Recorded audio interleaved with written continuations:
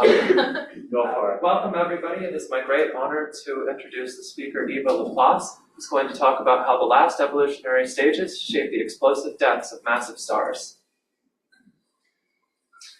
Yeah, so hello everyone. I'm really happy to be here. It's my first time in Canada, so it's really exciting for me to visit this country. And today I'd like to tell you a little bit about my recent work on the connection between stars and explosions.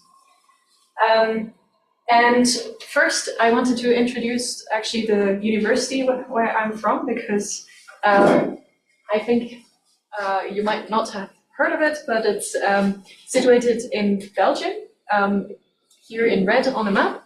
And Leuven is a city next to Brussels, the capital, also the seat of the parliament, the EU Parliament.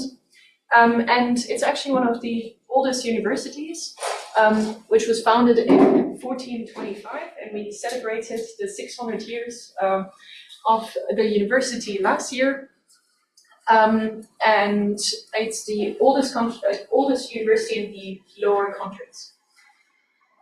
So I'd like to present my team to you. So this is Star Hearts. We work broadly on three themes: gravitational wave progenitors, explosions and implosions of binary stars, and most recently we're moving to heartbeats of stars, so trying to understand the interior structures of stars based on their pulsations. So far our group is quite small, but it's expanding fast. So I have a PhD student, Sofia Messini, and a postdoc, Javier Leuven. Okay, and today I'll talk to you mostly about the subject in the middle. So in stellar astrophysics, we like to address multiple questions, and these are quite fundamental for our understanding of the universe. And these are typically, how do stars actually evolve? What do they leave behind? And how do they actually end their lives? What's happening there? And a fascinating topic that has gotten a lot of attention in recent years is what happens when you don't have one star, but multiple stars that can interact and lead to explosions as well. So why do we study massive stars? That is because they're really fundamental for the universe. They are the birthplaces of the elements we are made of. They also have strong outflows and winds that shape their environments. And through this outflow, through their energetic feedback, they also drive the evolution of galaxies. But honestly, the part I'm most excited about when it comes to massive stars is how they connect to compact objects. So which ones form black holes, which ones form neutron stars, and this is really what is driving my research. So one of my dreams is to find the next star that is going to explode or collapse and be able to theoretically characterize it. So I'll tell you more about this today. But of course, we have a number of uncertainties when it comes to stellar physics, and that's when it comes to massive stars, these uncertainties are even greater than usual. And that is because, for example, their stellar winds are uncertain, and how they scale with type of star, structure of the star, metallicity, but also what's happening in the interiors of stars is uncertain. Their rotation, mixing, magnetic fields, etc. And in recent years, we have also started to realize that actually, basically all massive stars live in binaries, at least binaries. Many of them also in triples. And actually they are born so close together that most of them are expected to interact during their lifetime. And that has really changed our view of stars. This is not what I'm going to tell you about today, but of course this is an additional part that we need to think about. What I'm going to focus on today is what happens in their envelopes. What happens when a star gets close to its death, and the kind of instabilities that can happen in their envelopes. And why does this matter? This matters because we see actually a lot of transients in the sky. What you see on this beautiful movie here is actually a historical record of all transients that have occurred since the 1800s. And as this movie progresses, you'll see more and more and more transients discovered. The correlations you see here are simply observing strategy. And if you think that this is a lot, well, you're not ready for what's coming next. Because I've heard from people who are involved in the Leuven telescope that it's starting operations around now, and that is going to see thousands of these per night. Okay, so we're not prepared for this. And what I think is fascinating is that we have now plenty of data when it comes to transients. We see so many transients and we can characterize them. We find plenty of diversity, but we still don't know some of the fundamental properties of the transients. We don't know where they come from, which stars make them.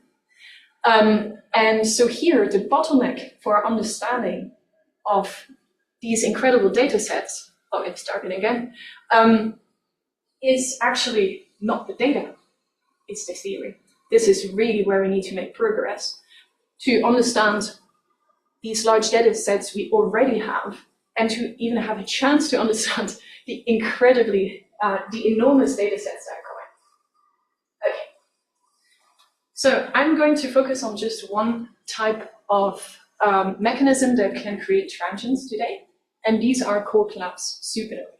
So these are the events that actually mark the death of massive stars.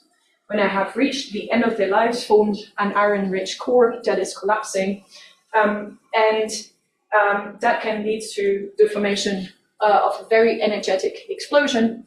And these explosions are incredibly important because they're so energetic, and they actually eject a lot of chemical elements that they drive the chemical evolution of galaxies, and also inject a lot of energy there. So there's a source of new elements, but again, key questions are still unknown. We know what core collapse supernovae are now for 100 years. Last year, we celebrated the 100 years of supernova conference in Sweden. And so we know it's been 100 years that we know that these are extragalactic energetic events that are connected to the explosions of stars. But for example, we still don't know what actually causes the explosion. Okay? The explosion mechanism is one of the big unsolved problems in physics. We don't exactly know which stars form explosions. It's also very interesting. And something I'm going to talk about more today is the incredible diversity in these explosions. Why do we see so many different types of explosions when it should be the same kind of mechanism triggering the explosion of a star? And where does all this weird circumstellar material come from that we seem to find in these studies of explosions of stars?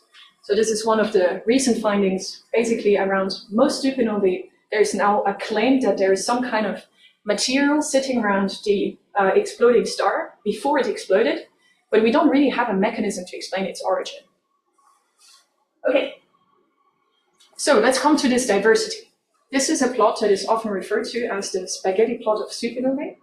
And what you see here is a collection of a large sample of hydrogen-rich supernovae. And look at this. This is a crazy diversity. So you see an enormous change in the magnitude of these events, in the brightness. You also see a difference in the shape of these light curves. And even though these have been classified, like having, based on their shape, like type 2L for linear decline, type 2P for plateau, it looks like there's really some kind of randomness here, some kind of change, and we don't really know where this comes from. And so, remember I told you most stars live in binaries, so the recent interpretation in the community has been that all this diversity can be traced back to simply binary interactions, especially to stars losing their outer envelopes due to mass transfer with their companion. And that can explain indeed some of the diversity, but I will argue that this is not sufficient. And so I'll tell you about this more today. And now here's the really interesting thing. We have so many observations now that we can even observationally connect to the progenitors of supernovae. And so we are now in an age where we have multiple observed events. So this is a galaxy in which a supernova was detected. And we have enough images that if you go back in time in the archive of that same telescope, you'll find that same galaxy, but at that location there is not yet a supernova. Indeed, you can actually zoom in, and some people here in the room are experts on this, and look at the star that formed the explosion. This is fantastic. So we now have actually quite a large sample, like dozens of confirmed supernovae with a confirmed progenitor. In this case, it's a red supergiant.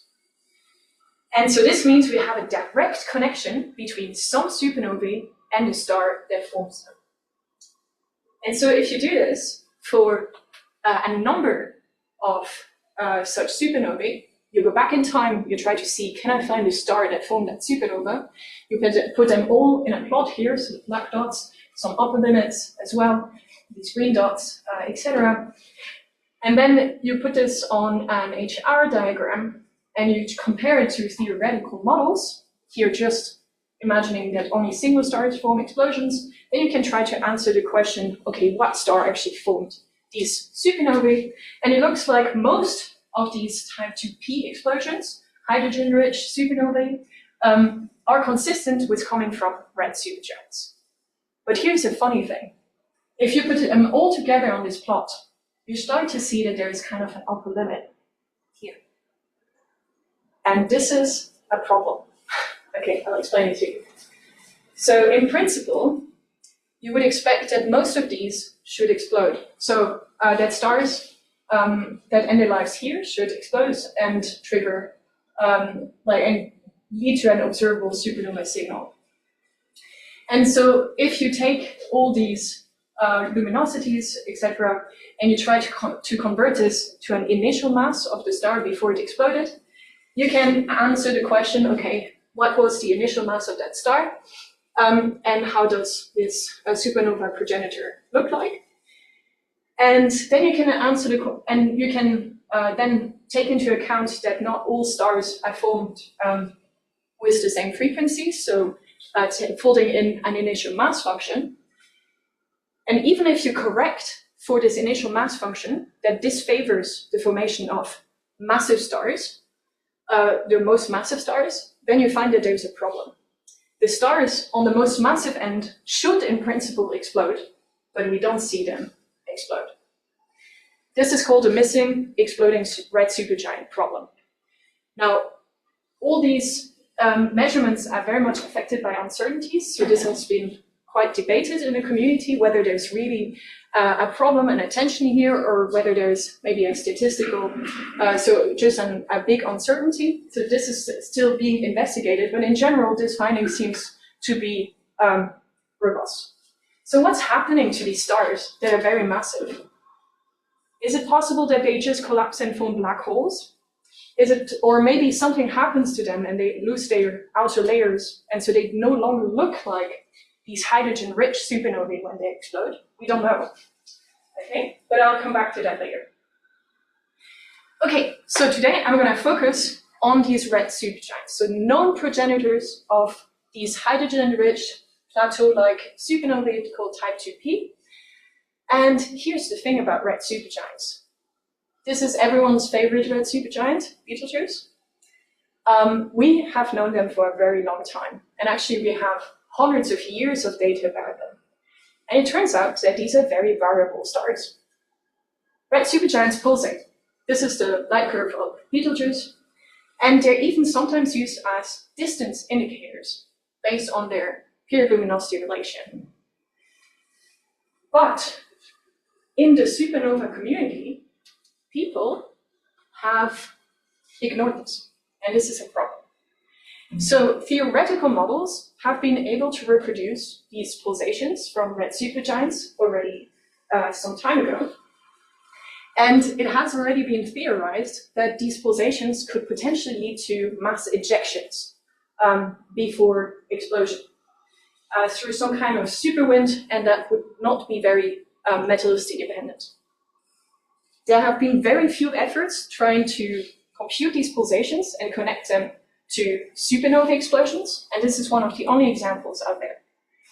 And so we were very interested in figuring out if we could get models, self-consistent models that could lead to ejections, and that could really tell us about the properties of stars that experience pulsations and whether this matters for the explosion.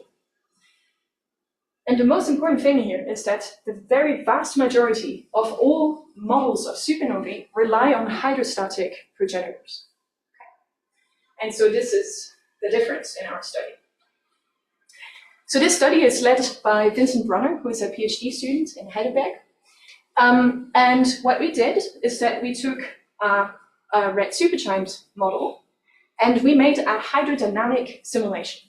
What this means is that we take the stellar structure equations that describe the structure of a star, and we add also a velocity term. So that means we can also check the velocity in every layer. And so we solve this hydrodynamical evolution. This is done with the code MESA.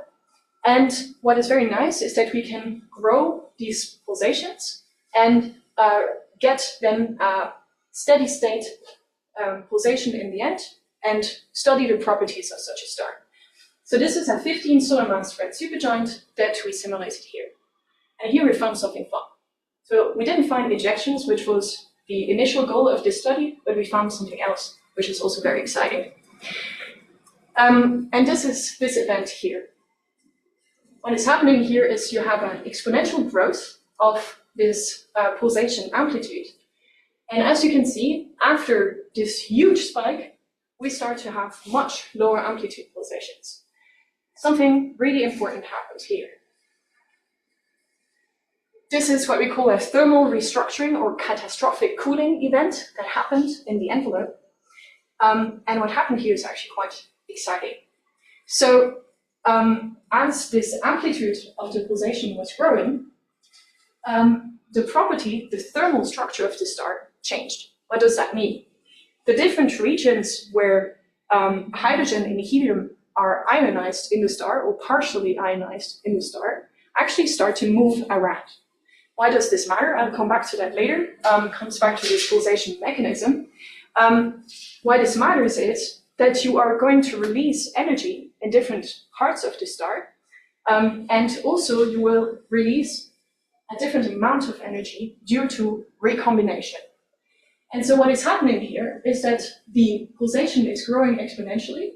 Here we see that the density is at the bottom of the envelope of the star is also changing and becoming, denser and less dense, fluffier, denser over time. And then we have a catastrophic event here, and suddenly the entire envelope becomes much, much denser. And the entropy actually decreases. What's happening? Well, it turns out that when you look at the differences in the time scale of what is governing the envelope, so the dynamical timescale and its thermal timescale, it turns out that this thermal readjustment timescale is decreasing very rapidly.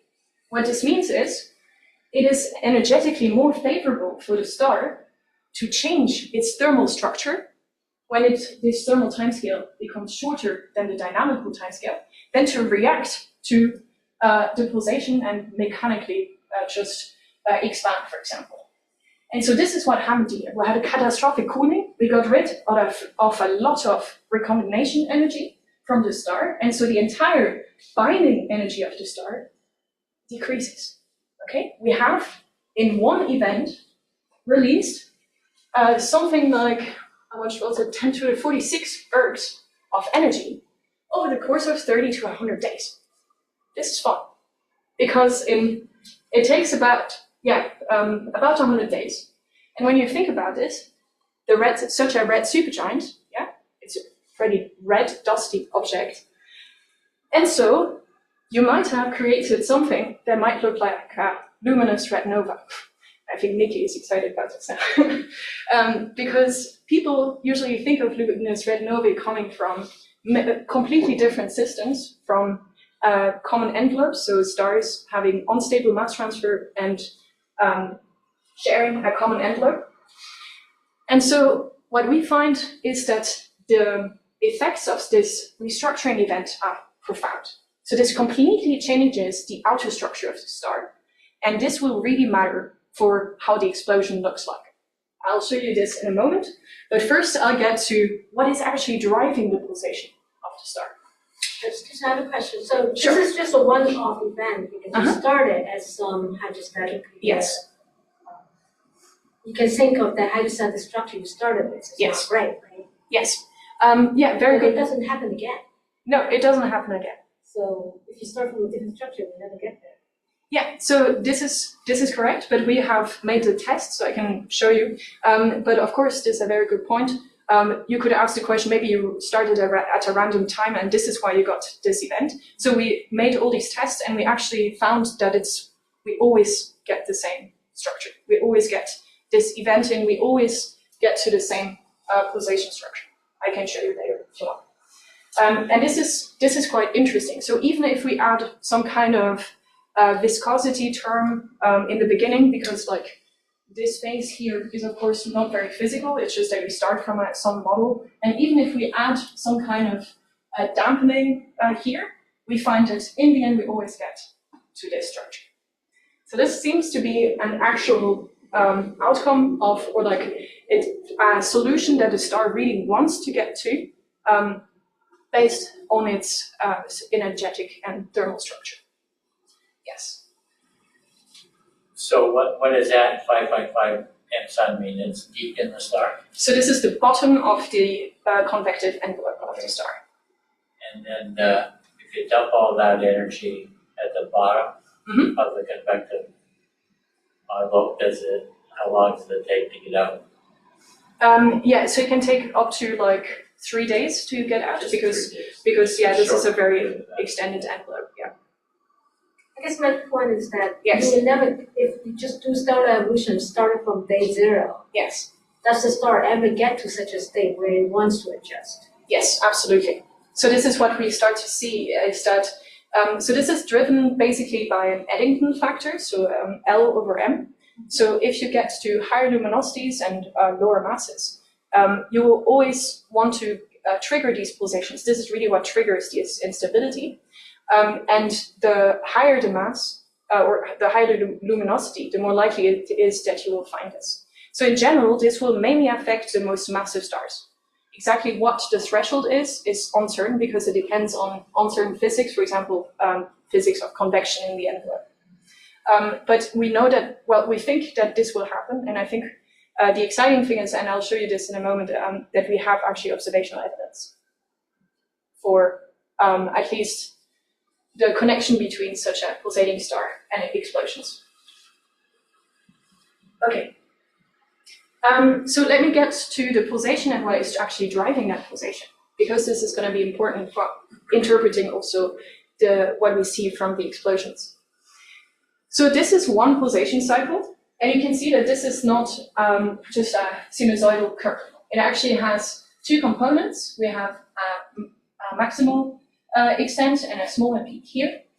And when you look at this on a Hertzsprung-Russell diagram, you can see this funny structure, right? The star is changing in luminosity by an order of magnitude over the course of 3 years, which is the period of the pulsation. And it also changes by a factor 3 in radius. Okay, so this is quite a dramatic pulsation.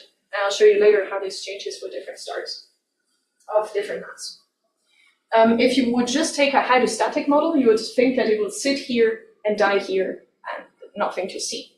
But actually, such a star will actually, because of its structure, will always want to have these kind of pulsations. And we see that such stars pulsate. So this happens in nature. So now we ask the question, okay, so if we take such a star and we want to get the pulsation light curve of such a star while it's alive, then we can create such models by simulating some kind of dust gel around the star. and we can get a light curve. You can see that based on how much we assume, how much dust we assume in the envelope, this light curve changes very much because this affects the optical depth. And so when we first saw this, we thought this is crazy. So in these spikes, and I'll get back to these spikes, I think we don't capture the physics of these spikes very well. You have a change of, something like 12 orders of magnitude in the brightness. This is a lot. And so we asked the question, okay, have we seen anything like this in nature? And it turns out, yes. So VX Sagittarius is a very strange object. It's very debated what it is. Is it an AGB, super AGB star? Is it a red supergiant? We don't know. But what we do know is that it has an extreme variability. And when you compare it to this light curve, to this theoretical light curve we computed, it's not that different, okay? So what we computed here is probably extreme, but not completely nonsense. These spikes here are moments, I'll come back to that, where we actually have shocks in the envelope, and we don't resolve the properties of this very well. So if we disregard them, maybe this is fine. Okay, so it doesn't look too crazy. Maybe we have some examples of stars that do this in our galaxy. They're probably rare and probably massive, but they might exist, okay? And so here we come to the pulsation driving mechanism. And this is a very rare moment in stellar physics where we can see something and actually build an intuition for it, because this is on a linear scale. It almost never happens. We usually have to look in a logarithmic scale. But in this case, the star, shown by this circle here, is actually becoming 3 times bigger and 3 times smaller over the course of the pulsation. So you're going to see an animation in a moment, but I just want to explain first what this is. So we have the evolution of the star on the Hertzsprung-Russell diagram, and the black dot tells you where we are in the pulsation. Here we have again the pulsation so the radius as a function of the pulsation phase. And the most interesting thing is what is driving the pulsation. And this is this change in recombination energy that is being released and ionization energy that's being stored in the star. And so the blue regions are basically regions of ionization. And here from inside out, we have the helium-2 plus to helium plus. Here we have helium to helium plus, and here we have hydrogen to ionized hydrogen. Okay, this doesn't play very well on Zoom, but this gives you an idea of the pulsation, and we can already see that there is some kind of correlation between these colors and between whether the star is contracting or expanding. And I'm going to explain to you why that is. So first, let's go back to the physics of ionization and recombination. What is ionization? Ionization is photons come in with the right energy, and they kick out the electrons around an atomic nucleus. In this case, we have hydrogen, so they kick out the only electron here. And what this does, effectively, is it removes photons. And a very important point is we get free electrons. And the reason why these matter is that a lot of free electrons means that you have a higher opacity. Okay, so you're going to block radiation.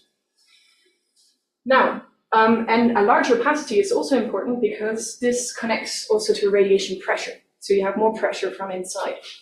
Recombination is the reverse process. So if a star cools down enough, then you can have recombination of such a free floating electron and a nucleus, and then you form an atom. And as it does this, it releases photons, okay, of a specific energy. And so now, when we have more bound electrons, the opacity goes down. Okay, this is the main physics that is driving the pulsation. I'm going to explain this in a moment. Okay, so the starting point is we are at this maximum extent of the star. We have regions that are where we have some recombination, regions where we have some ionization. But what is happening here is that the star in general has reached its maximum extent and it's going to collapse. Okay, so the star collapses, And then we have two mechanisms coming in. We call this the kappa-gamma mechanism. The gamma mechanism means you take this energy from the pulsation, the contraction, and you add heat in, so you're basically heating up, and you are storing some of this energy in ionizing all these elements here, for example, hydrogen, and so you start to get a lot of free electrons. What does that mean? This means the opacity goes up, right?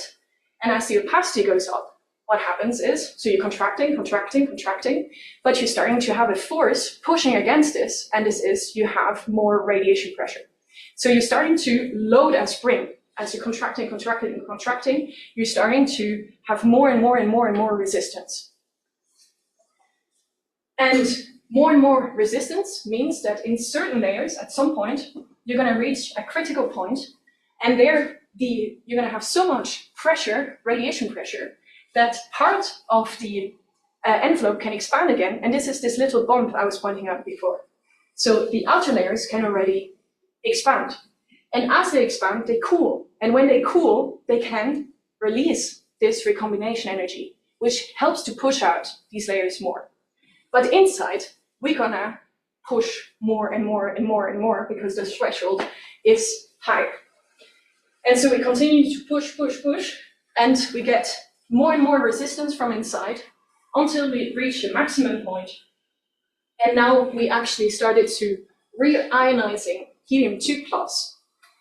And this will then lead to the point where we have the maximum contraction, and boom, we're gonna start to re-expand. Look at that.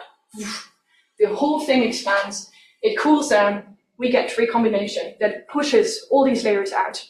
And then once you've released all of that energy, the whole cycle starts anew. You contract, etc. So this is the kappa-gamma mechanism for red supergiants. I'll show you the movie again, so you can appreciate what is happening here. So recombination here, driving this envelope expansion. Okay, and why does this matter? So this really matters because what most people in the supernova world have been assuming is this hydrostatic model of the structure of the star. So here's the density of the star as a function of its interior mass coordinate. And so what we call the density profile. This is what most people have been assuming, hydrostatic. And this is what we find as a function of the pulsation phase. So these arrows indicate in which direction the layers in the star are moving. Certain layers are moving in, certain layers are moving out. And this is directly connected to this pulsation mechanism. Certain parts are being pushed out, certain parts are actually moving in. And this is actually a shock, by the way. And so when we do this, when we follow as a function of the pulsation phase what's happening, we see that this density profile of the star changes dramatically, okay? And this is directly connected to where we have partial ionization zones in the star, because this is what's driving the pulsation of the star, okay? And so this is quite interesting, because this means that at different phases of the pulsation, we have a star with a completely different structure. Yeah. So what does this mean for the explosion? Well, the fun part about the explosion is that the explosion doesn't care about what the envelope is doing. This is because the time-scale of the evolution of the core is so rapid that it's completely disconnected from what happens in the outer layers. So this core can collapse at any time during the pulsation. So we asked the question, let's just take this star, exploded at different phases of the pulsation, what do we get? And so for the explosion model, we used something quite typical. We used typical observed explosion energies, and also mass of radioactive nickel-56, which is very important because it powers some of the light that's coming from such a supernova. And we just assume that it forms a neutron star of 1.54 solar masses. Nothing crazy here. And so we make these explosion models, and here's what we get. So, it's not moving. Okay. So we have here the supernova light curve. Oh, battery is low. Sorry, I didn't see that. Okay. So we have now for each phase of the pulsation, we made an explosion model, and we calculate the supernova light curve as a function of time. So we have now as a function of the pulsation, you can see that we have a light curve of this shape, then this shape, then this shape, and then we go back to this shape. So from one star, it's the same star, exploding at a different phase, we get basically the whole spectrum of observed diversity of hydrogen-rich supernovae. Yeah. And this is something we had not considered before, so it seems important. Okay, just to drive this home again, so we have these fast declining type 2L explosions. We have these slow declining ones, and we even have those one called short plateau 2Ps. And here's the fun thing. You can also look at features in the light curve. You can see that there's a bump here, there's some kind of dip here. You can ask, okay, what does it correspond to in terms of the structure of the star before it exploded? You go back, you look at this density profile here shown in units that help us zoom in into the outer layers of the star. And you can directly connect these features in the density profile that, again, were created because of the pulsation mechanism. You have different layers moving in different directions. You can directly connect them based on the supernova light curve. So in principle, from the explosion, you can tell what the thermal structure of the star was before it exploded. Yes? Can you explain again why you said the core can explode at any time? Yeah, so what is driving the explosion is the collapse of the core. So you form an iron-rich core that is no longer going to be able to sustain enough energy to counter the gravitational contraction of the star. And so you will have, and that actually happens on much and much shorter timescales at the end of the evolution of massive stars. And that is because they have very large neutrino losses. And these neutrinos, they have such a small cross section that they just escape the star. And so you have a net energy loss from the center that leads to a shorter and shorter burning. Silicon burning just takes of the order of a day. Okay, carbon burning maybe thousands of years or so, just to give you an idea. Okay, and now the question: what happens if you take different progenitors? Will they actually show such structure changes? Will they be as crazy? And the answer is no. So if you go to lower mass progenitors, they will actually be in a regime where they will not reach such a crazy luminosity that they will have a complete thermal restructuring. But still, these pulsations are important. They will still affect how the explosion looks like, and I'll show you this in a moment. But if you go to a lower mass progenitor, for example, how it changes on the HR diagram is less crazy. So you need to be less worried about this, okay? So if we go to lower masses, this effect is less bad, and so probably we can make some more informed guesses about the core mass of the star before it exploded, for example. And so we can ask the question, okay, what are the chances then of finding such a star that will show such large amplitude pulsations? And we think this is probably quite rare. It's about 1 in 10,000 red supergiants will show this. This is making very rough calculations, only assuming single stars. So anyway, take this with a grain of salt. But the fun part is, the higher the luminosity of the star, also the crazier the pulsations, and the more likely it is that you're going to eject mass from the star. So coming back to this missing red supergiant problem, actually, this is if these pulsations lead to mass loss, and we seem to see hints of that in our models, then this would mean a natural end of the population of hydrogen-rich supernovae above a certain luminosity threshold. So this might explain this missing red supergiant problem. But to really understand this, we need to calculate these these ejections cell consistently, which is a very difficult problem we're still working on. Now let's go to the different light curves you get from these different progenitors. So these are the low mass ones, and then you go to higher and higher mass. And here's the fun thing. Even though for our low mass progenitor, again, computing light curves have different phases of the pulsation, leads to a smaller change in the light curve, it still leads to a change. And here's the fun thing.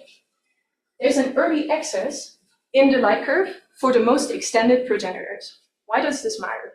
This matters because in the observation community, this early excess has been interpreted as some kind of weird circumstantial material of unknown origin sitting around the star before explosion. What we're saying here is, it's just the envelope of the star. Okay? It's because the star is so extended, we're gonna have some signal here. And by the way, here we're not even calculating the atmosphere of the star in our model. So if you add the atmosphere or chromosphere of the star, you will get an even larger excess. Okay? So we think this is just a natural outcome of the structure of the star. It doesn't have to be any circumstellar material. In some cases, we actually see strong signatures of circumstellar material, so this definitely exists in nature, especially for higher mass progenitors, but in this case, you don't need that. Okay? Okay. And now here's the really fun part. So we made this theoretical model, and we were thinking about this and what this might mean for connecting to observed supernovae. And this is when there was this incredible observation of the best observed supernova, hydrogen-rich supernova in the last decade, supernova 2023 IXF. You might have seen it on arXiv, it triggered like 200 papers or something. The reason it triggered so many papers is that it's really nearby. It's like 6 megaparsecs away in this beautiful galaxy. I think it's called the Pinwheel Galaxy. So it has many, many, many observations from a long time ago. And so because it had so many and also so deep observations, at the location of the supernova, people found, again, beautiful red supergiant, very well resolved as well. And here's the most beautiful part. People also look back at archival imaging from infrared space telescopes. And here's what you see. 20 years of data. This star was pulsating before it was exploding. So imagine our amazement when we saw this, and we were like, what are the chances the best observed supernova in recent times shows this? This must be incredibly common, okay? And so if you fold this light curve, you get this variation. And by the way, it really doesn't fit very well with sinusoidal shape, right? And so we started to think, okay, we can probably just apply our model, solve it all, get all the parameters of the supernova, of the star before it exploded, probably the pulsation phase of when it exploded. So we tried to do this, and here's the result. So when we apply our model, that was also not fine-tuned. Like we just took the model that we had already produced and just compared it to this one, to this supernova, and we compare this light curve to the observed light curve, we find a really nice match. But the problem is, we find this match also at different phases of the pulsation. Okay, so if we make this game and we try to compare this data, and we try to get an idea of the uncertainties, well, we find that this is actually quite degenerate, unfortunately. And so we cannot get a very strong constraint on the pulsation phase. And we're like, this is a pity, but surely from the supernova light curve modeling, we can solve this. And why is this so important? This is because there are strong degeneracies in properties of supernovae. And so for the same explosion and different radius, for example, you can find a similar solution. And so if we can get the pulsation phase, this gives us the radius of the star before it exploded. And so we can really solve the problem. And another exciting thing was this position on the HR diagram. Okay, so the yellow curve is our model that I showed you before. And all these dots are reported best location of the the effective temperature and luminosity of the star before it exploded from independent studies using basically the same data set. Okay, and we get this ridiculous uncertainty. So some people say this is the solution, some people say this is the solution, and this leads to about a factor 2 in the mass of the star that before it exploded. Okay. So I got excited about this first because I thought, oh, maybe this is actually probing they're just using different parts of the light curve of the star before it exploded, and so this is why they are mainly sensitive to this part. But it turns out that it's just systematics. Okay, so this means that the reported uncertainties are very much underestimated. Okay, so this is unfortunate, but in principle, the star should be doing this, yeah, over the course of about 3 years or so. And so we then checked the supernova light curve, a beautiful light curve. This is rare. This almost never happens that you have such a beautifully sampled light curve. This is really a year of observation of this beautiful supernova 2023 XF. And so many different groups have tried to infer the properties of this supernova. And so we tried the same with our model, based on the best fit explosion phase. And somehow this is not working. Okay, well, anyways, this was a movie, but the point was that we can find a really good fit for this supernova, but unfortunately we can find this again, this very degenerate, and we can find a good fit for, again, different phases of the pulsation and different choices for the explosion physics. So for example, if we have very different explosion energies and a factor 2 in radius, we can find a very nice solution for the light curve for 2 different models. Very interesting as well, and what makes this exercise difficult is that there is an actual early excess in this light curve. And there have been also multiple spectroscopic evidence at early times showing that this one actually had circumstellar material around it before it exploded. So this is a case where we think there's actually circumstellar material, and this makes the modeling even more degenerate because it adds even more parameters. So this is an unfortunate case where we have a beautiful data set, but just not good enough to fully find a solution. Still, I think it shows how powerful this method could be to actually connect the pulsation of the star to the explosion, and then if we were a bit more lucky with the phase of the explosion, for example, we could actually find fantastic constraints. And then we got really excited. There was another observation of a very close by supernova, again 6.5 megaparsecs away or so. And that's supernova 2024 GGI, which has also triggered a wealth of studies.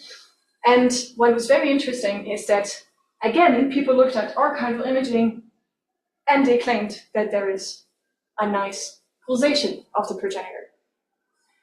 And so we looked at this, and we looked at this analysis, and then we felt a bit uncomfortable, because 379 days, that feels a bit too uncomfortably close to 365 days, right?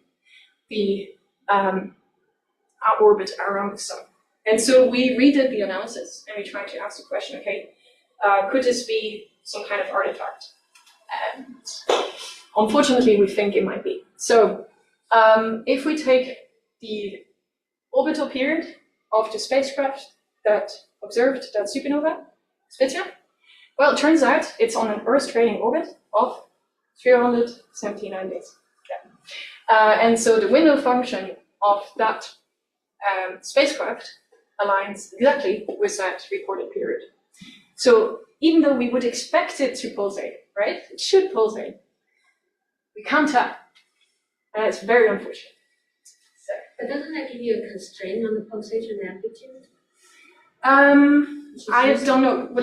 We're not that familiar with observations, and these error bars are so large that we're not sure. So the pulsation amplitude is not close to a magnitude. Yeah, that's true. It looks to be quite small amplitude, and actually there are other properties of the supernova that are very interesting. It has a very long plateau duration, And we actually think that it might be the result of a merger of a star that has a particularly large envelope. That would lead to a very long plateau duration in the supernova, and will also, because it's an L/m effect, would also decrease the L/m, so decrease the amplitude of the pulsation. So it seems to be in line with that interpretation, but yeah, we can't really tell. Okay, so another thing I'd like to drive as a conclusion here is that actually this is not a rare phenomenon that I was describing.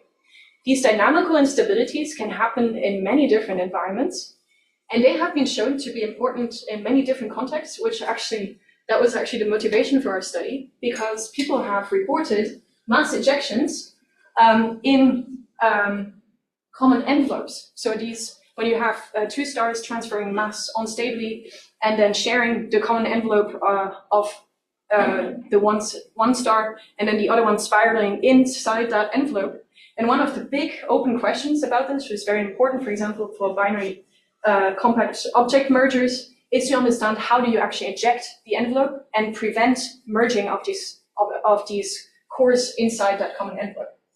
And they figured out that actually this exact mechanism, the recombination and ionization changes, actually are necessary to drive the ejection of that common envelope. So it's the same physics, yeah?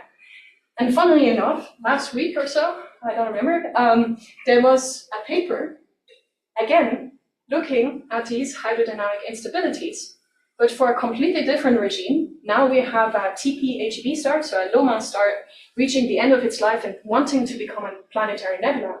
And then again, it's exactly the same mechanism, right? That is able to eject parts of the layers of the star and actually lead to the formation of a planetary nebula. So this physics seems to be really important in many different contexts. So this leads me to my conclusions. So massive red supergiants are actually unstable against radial pulsations, and this is really important to understand the explosions. In some cases, extreme cases, it can lead to a restructuring of the envelope, and that can really dramatically alter the structure of the star. These pulsations are driven by a kappa-gamma mechanism, and that really changes the structure of the star, the resulting explosion, and can explain the diversity of observed hydrogen-rich supernovae without the need of invoking binary effects.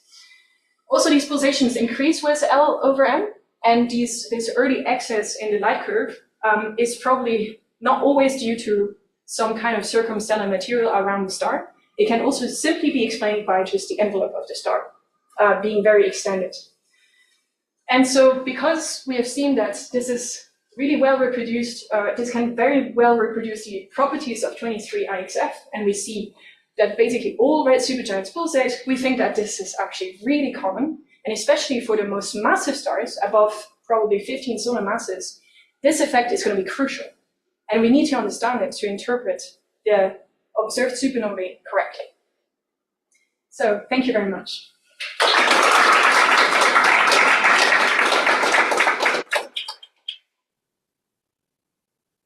Yes, in the back. Yeah. Really good thought. I have to do one of the things of the these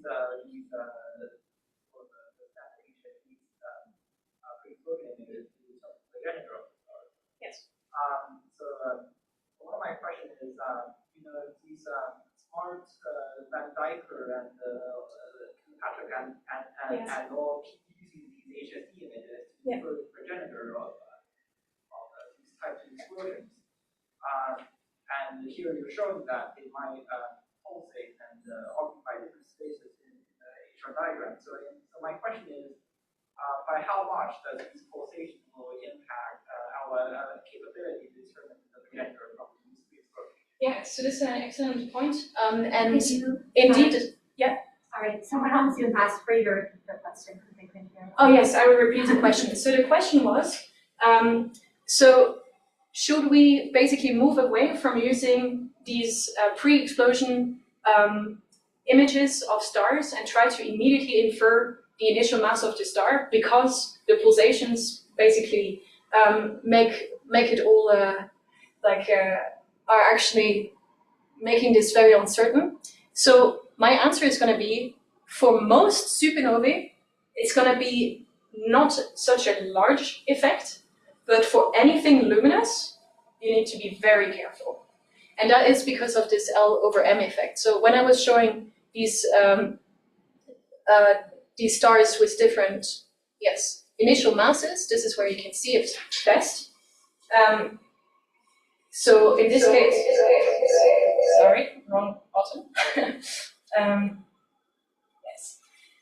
So in this case, we can see that for the stars with low initial mass, the pulsation actually doesn't affect the location on the HRD that much. But what is very important, I think, is how to connect this luminosity to the structure of the star. And what I think is not a good idea is to connect the luminosity to the initial mass.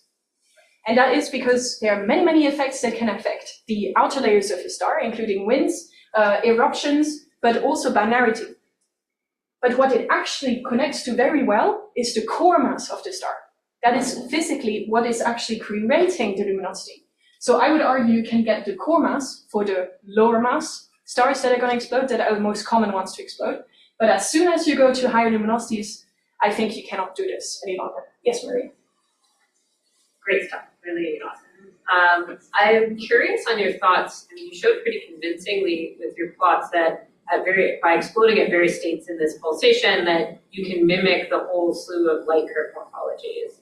But as you know, for a subset of the type 2s that people have been claiming might have CSM around them, there's also very early spectra that show these ionization features. I'm just curious if you have thoughts on, could just like the ionization of this outer envelope also mimic, like can you mimic probably that type of ionization? Yes, I think so. So I think not for all, and this is also very interesting, and we need to understand the circumstellar material around them.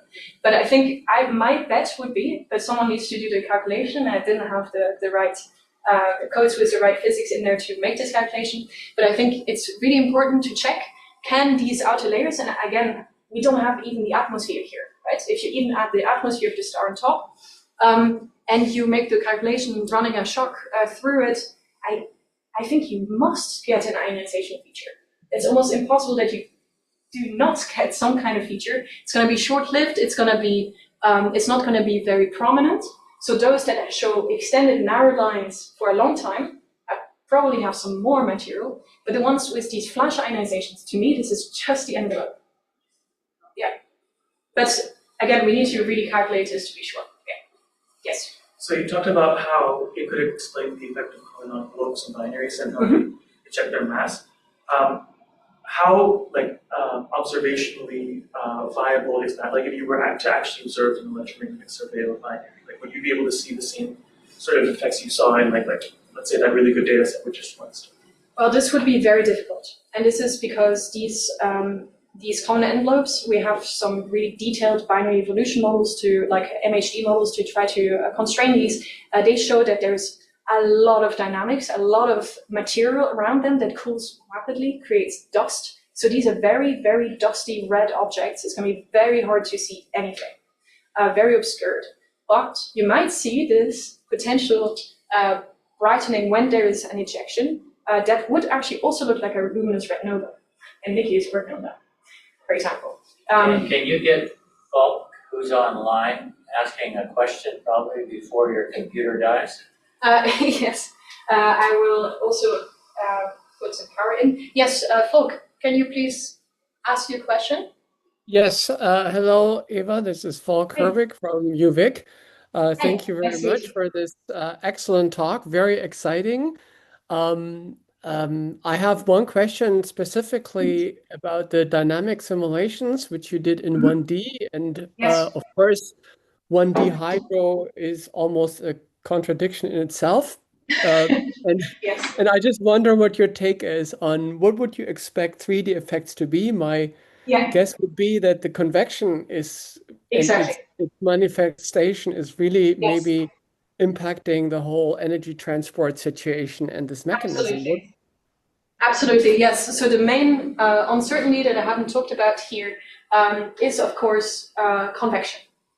And convection is a problem for multiple reasons. So first, it turns out it cannot really be treated in 1D for red supergiants, because if you actually look at resolved pictures of supergiants, you see that they have such large convective cells that they like take a third of the size of the star. Okay, so already this 1D world is very approximate, but the other problem is the efficiency of convection is very unconstrained, and this is something you can actually only capture in 3D in principle. And so this is something we tested. I don't know why it's not moving. Okay, good. Yes, sorry. This plot. So this comes back to what is parameterized in 1D as this, what we call this mixing lens efficiency parameter, alpha MAT. And so if we change how efficient convection is, you'll actually see a dramatic effect also on the pulsations, yeah, because it actually changes the thermal structure of the star. And then the third problem is the timescale. The convective turnover timescale is similar to the pulsation timescale. So it could be that they either reinforce one another in some capacity or even cancel each other out. So I think there's so much work to be done to really understand this in detail. What makes me confident that this happens in some cases is just observations. We see that red supergiants pulsate, and especially with this example of 23XF, we see that they can have really high amplitude pulsations before explosion. Thank you very much. Thank you. Again, great talk. Thank you. Thank you.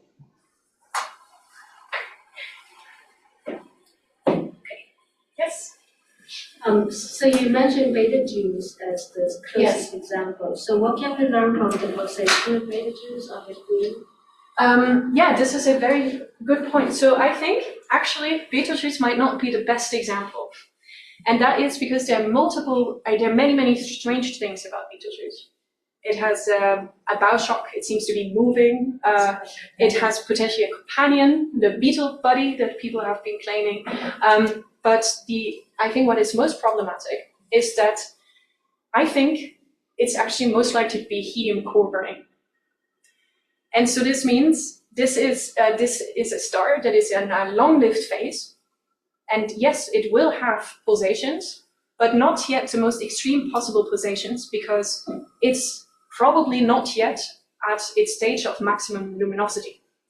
So it will take a while before we can see Betelgeuse actually getting to the regime of larger amplitude pulsations and explosion. Well, it doesn't have a large amplitude. No, yeah, and so there are other effects. So it also shows these outflows sometimes. And this is another problem. Yeah, we need to look it up again. But yeah, in general, so I don't think it's the best example. I think we have other examples in the galaxy that show more extreme pulsations that might be more informative for what I've been describing here. Yes? It's pretty interesting when you look back in the archives and you see this red thing there. What if you look after the supernova goes off? Is there still a star there? Yeah. Because you said a lot should be binaries. Yeah. So do you see the companion? Well, excellent point. Actually, people have specialized in doing this, and it's not easy, but some people have found companions for certain supernovae, or like some hint of an observed companion, but most of them were actually stripped supernovae, so not the ones that I have shown here. So not the hydrogen-rich type 2p supernovae. But people have been doing this exercise, and in most other cases, the star disappears. There's no longer a star there. All right, I think we can reassemble upstairs. There's probably some